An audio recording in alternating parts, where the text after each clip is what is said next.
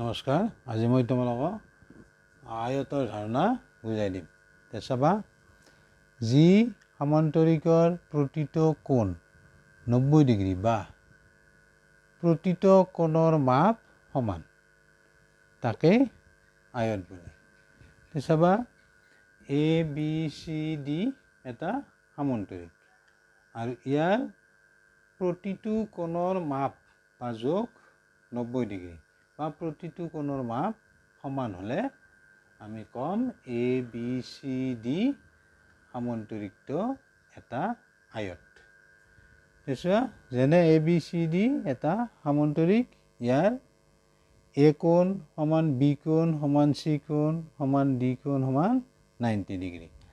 গতিকে A B C D সমান্তৰিকটোৰ প্ৰতিটো কোণৰ মাপ সমান, গতিকে এ বি চি ডি এটা আয়ত।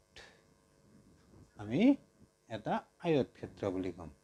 আৰু এনেদৰে তোমালোকে ধাৰণাটো মনত ৰাখিবা আৰু বুজি পালানে নাই কমেণ্টত জনাবা। Thank you, bye by.